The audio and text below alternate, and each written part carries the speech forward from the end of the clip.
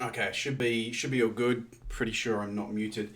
Um, this is what I want to talk about today. So I didn't get any questions from level two or three, so I'm actually just going to cover some Blender techniques. So if you're doing the programming stuff, please send through some questions regarding Godot or whatever it is that you're working on, and I can answer them for you.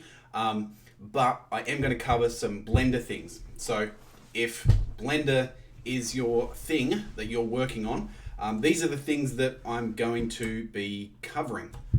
So I can see there's only like two people here at the moment. That's all right. You can watch it later. I just enjoy doing them live. It means that if I muck them up, I can't just redo it or restart it. So Blender techniques, modular things, and using the scale, using the grid here for ease of use. Checking the normals, that's pretty simple. Using some modifiers. And I probably won't do UV unwrapping today because it's going to be a bit more complex. And the Eevee renderer setup and different materials. So what I might do is I might just wait a minute or two and see if anyone else shows up. And if not, this will just end up being me talking to one person, which may actually be me viewing it. Yeah, it looks like it's probably me viewing it. And all right. So with Blender, one of the main things that some of you guys should be doing is using the grid layout, really using that grid layout. So I'm just going to restart this here. And you've got this grid layout here, and at the top, you want to turn on the snap. Turn on that snap here. So what I'm talking about is the grid layout in Blender and actually using that grid layout to make your life easy, especially for level 3. I'm going to repeat this for level 3 anyway. So level 2, level 3, if you're doing something modular, and I know a few of you guys are doing like dungeon hallways, sci-fi hallways, etc. You want to make it modular, and to do that, you need to kind of stick to this grid. So you can see that the grid's there. I've turned on grid snapping. I'm actually going to here, I'm just going to make the little sci-fi hallway. So I'm going to add 2 of these, and I'm going to scale it out along the x-axis 2 units. And then I'll select the whole thing and scale it on the y-axis 2 units. Now what that will do if I look down top, it's on this grid here. Okay, it's on this square grid there. And so what that means is I don't need to worry about trying to snap these vertices together. If I make a duplicate of this, and I will, but I'm going to first delete these faces here and the ones on the other side. If I make a duplicate of this, which will be Alt-D duplicate, move it along the y-axis, you'll see that it snaps, grab it, move it along the x-axis, rotate it along the Z90, and I don't need to worry about trying to snap it to this position here, which I know some of you in class were having a little bit of issue with, snapping it to that position.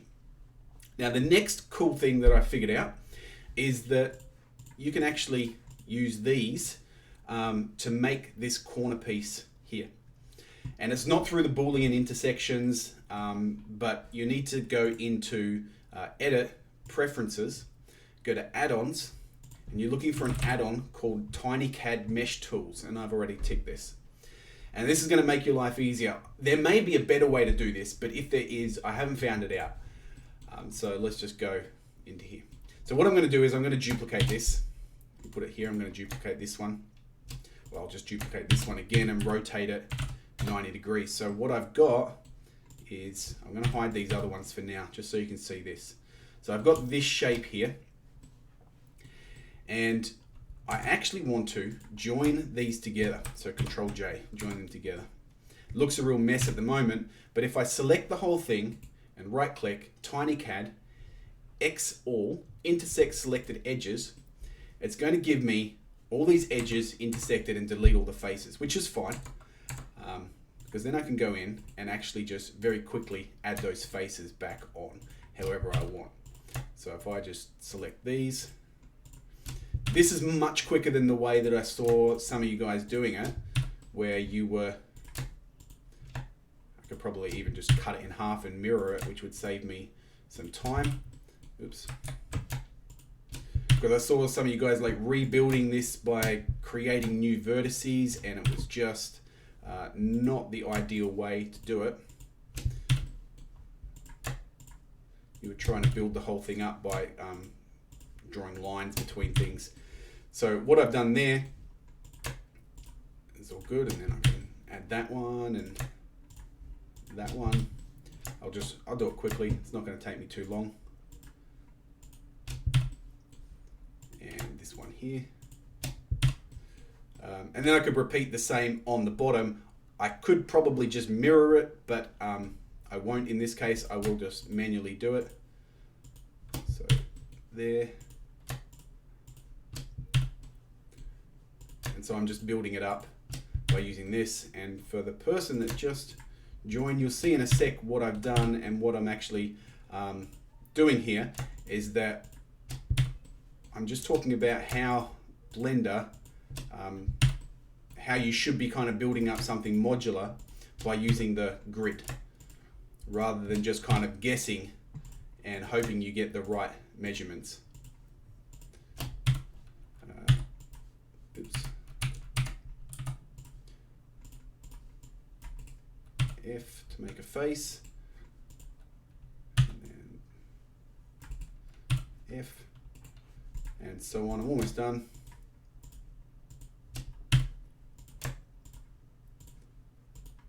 Kind of get the idea, but couldn't really do anything here. Now that is actually done. You'll see I don't need to do these, and I can probably remove these edges, so I can actually delete these edges that I don't need. Delete those, not that one. Delete these that go down, and delete that one. Delete edges. So I've got that shape. If I unhide everything, reveal hidden, oops, Alt H. Okay, so there I've got that thing there.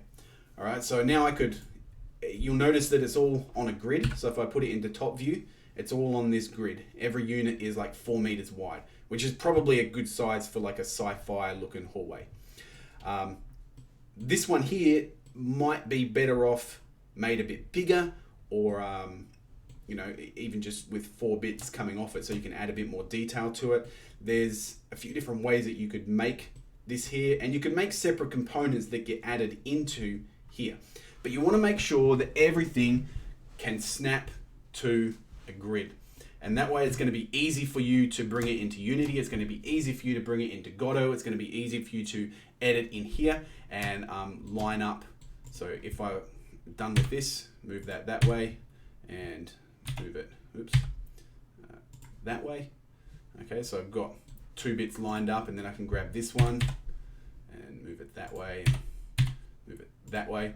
I've got these bits lined up, and I can just duplicate them from there and modify them. So using that grid and getting your stuff on the grid, really, really important. One of the other things is using grid scale, checking the normals. I can show you very quickly how to do that. So if you hit N, and it's actually changed now, hasn't it? Tool, View, where are normals in here now? I know it has changed. It might be.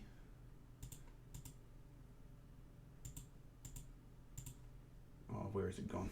Oh, it might have to be in edit mode. And it's one of these buttons up here. Here it is. It's here, and then normals down here. So this button here lets you check the normals of something, and so that will show you which direction that is facing. In this case, I probably don't want to see the outside of it. I want to see the inside of it. So to flip the normals, flip normals, and then I can see that they're all facing down, except these bottom ones, which are actually facing the wrong way now. You can type make normals consistent. You used to be able to type normals consistent. Recalculate normals. Oh, they're going out. Flip normals. There we go. Now they're all facing inwards, which is what I wanted. So I can see there's a few people watching now. What I've just been talking about is some Blender stuff. I haven't got any questions yet for that. And I've been talking about using the grid in Blender to lay out modular components, especially if it's like a hallway kind of thing. The next thing I just want to talk about briefly is the Eevee renderer. So I'm just going to modify this a little bit.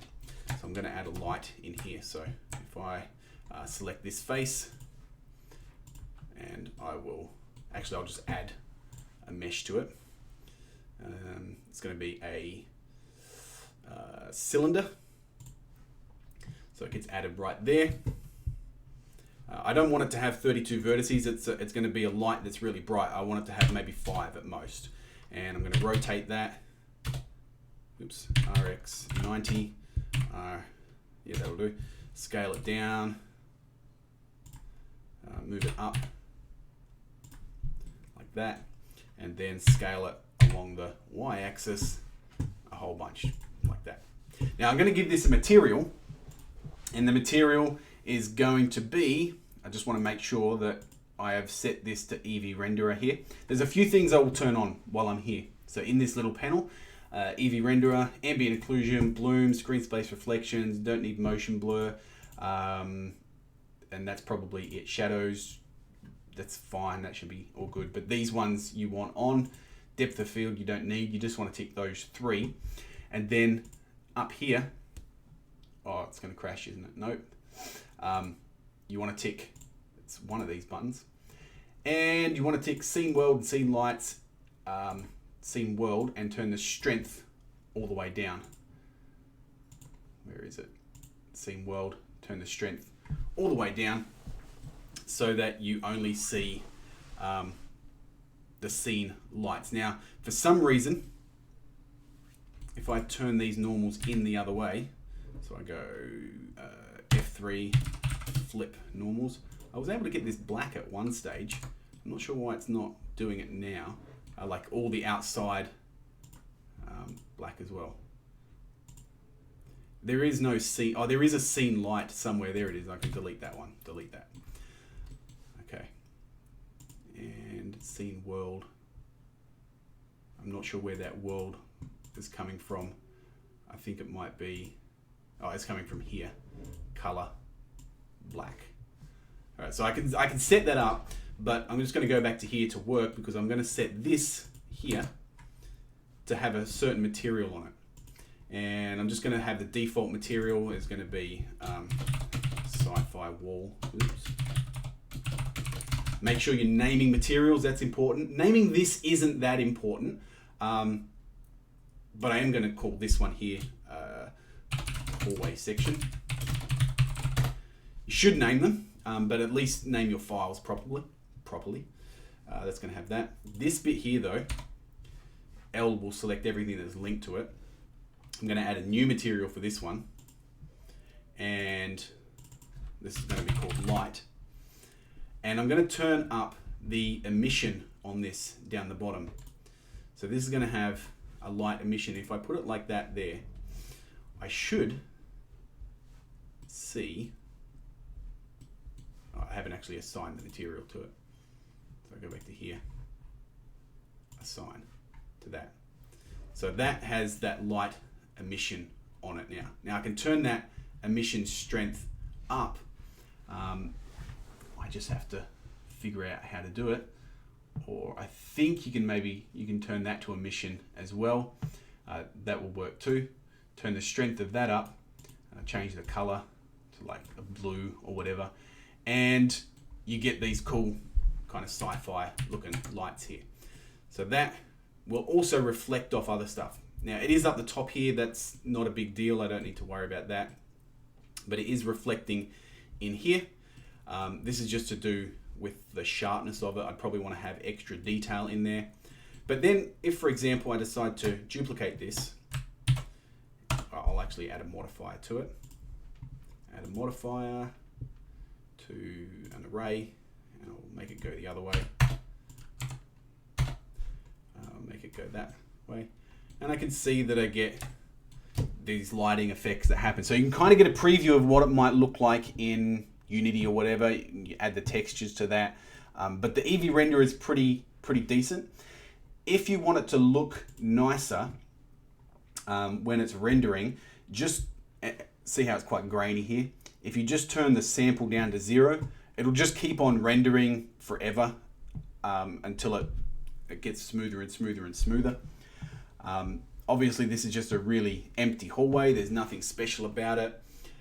And I would need to do some stuff to make it interesting. But, like I said, it is quite simple to make these modular things. And this is just to get started. These are kind of these block out things. You should be starting on this stuff now, especially year 12. I'm going to finish the video here. I don't think I need to cover anything else in here. Eevee renderer setup, using modifiers, you should know how to do that, checking normals, using the grid, and I'm going to get ready for the level 3 one in 15 minutes, where I'm pretty much going to go over exactly the same thing. So if you want to watch that as well, then you may.